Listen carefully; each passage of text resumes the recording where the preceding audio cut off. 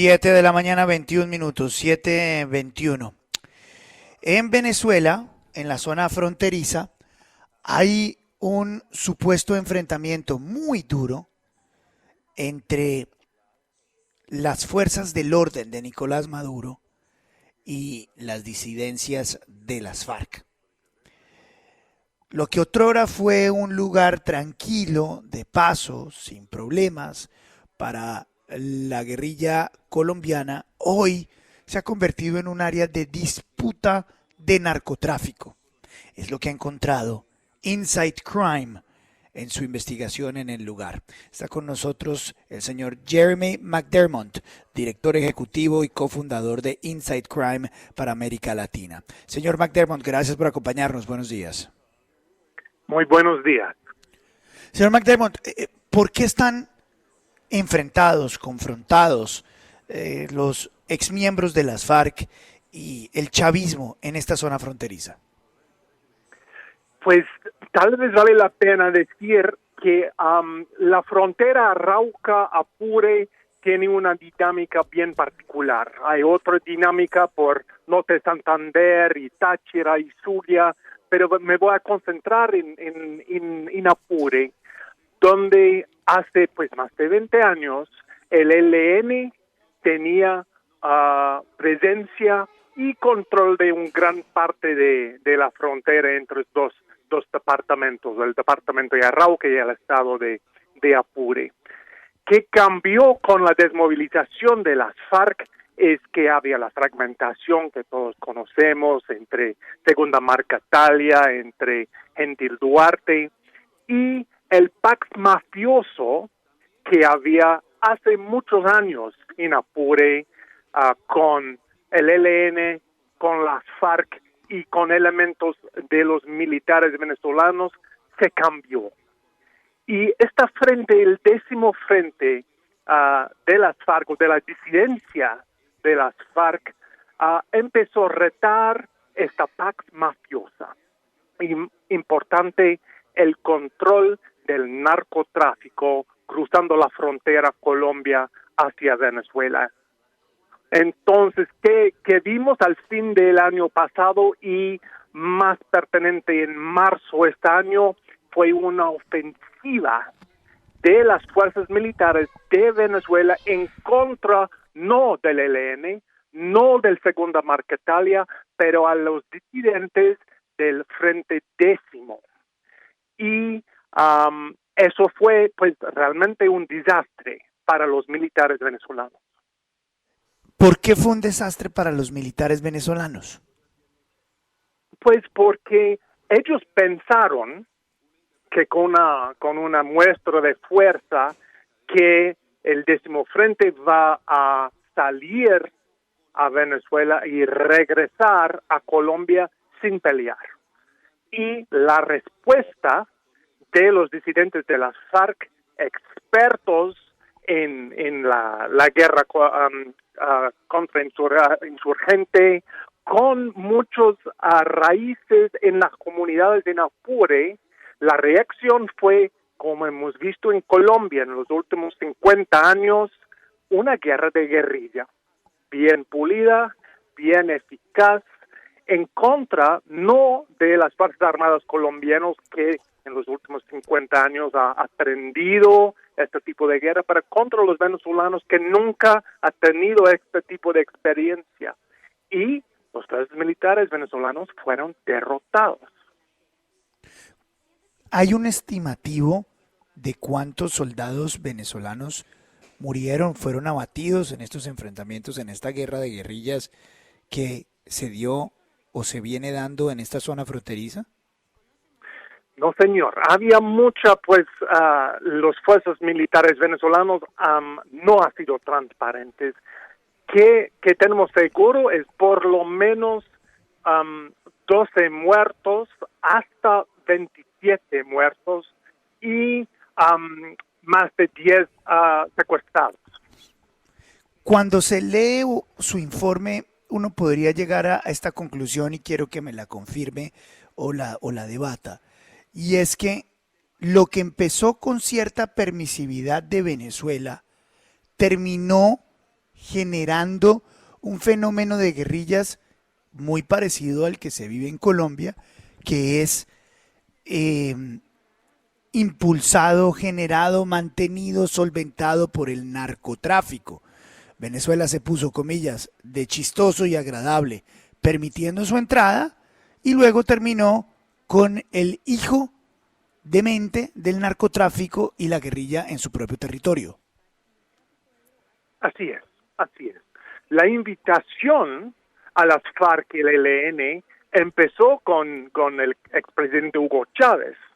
Um, y, y Hugo Chávez vio la guerrilla como un aliado estratégico en contra de Colombia y obviamente en contra de Estados Unidos, que estaba y está apoyando a Colombia. Pero que cambió con los años es que la guerrilla empezó a desarrollar relaciones con miembros de el régimen de Chávez y particularmente con elementos militares por acuerdos criminales, netamente el narcotráfico.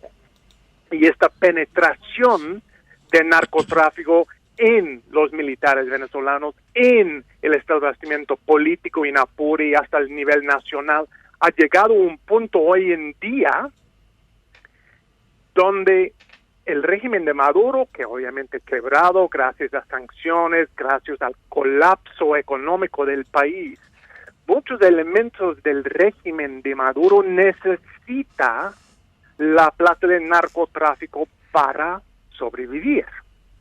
Sí. Y por esta razón, la situación en Apure, uno de los centros del narcotráfico en Venezuela, es tan importante hoy en día. Señor McDermott, dentro de esas muertes que usted nos relata de las disidencias dentro de Venezuela, ¿cómo se hace para verificar esas muertes? ¿Eso es posible? ¿Usted, por ejemplo, cree que en el caso de Santrich esa muerte sí ocurrió? Pues esa es otra cosa, la muerte de Santrich es otra dinámica, no fue en Apure, obviamente, fue en Zulia. Y corresponde a pues una dinámica un poco diferente.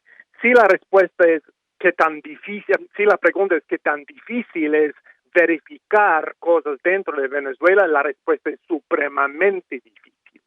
Nosotros tenemos equipos trabajando allá, obviamente el gobierno y los militares venezolanos no están interesados en comentar sobre estas cosas, entonces realmente el flujo de información desde Venezuela es difícil y verificación doblemente difícil. Esta guerra importada de Venezuela, ¿cómo afecta, si es que afecta, la presencia de la nueva Marquetalia en territorio venezolano? ¿O son dos cosas que hasta ahora se han mantenido independientes y separadas? No, pues la información que nosotros tenemos después de investigación de campo en Apure por pues casi año y pico es que la segunda Marquetalia ha establecido su capital o su centro de operaciones en Apure y con la siembra de cultivos de coca, con laboratorios y con pistas, han creado un centro de negocio de narcotráfico para intentar reconstruir sus finanzas.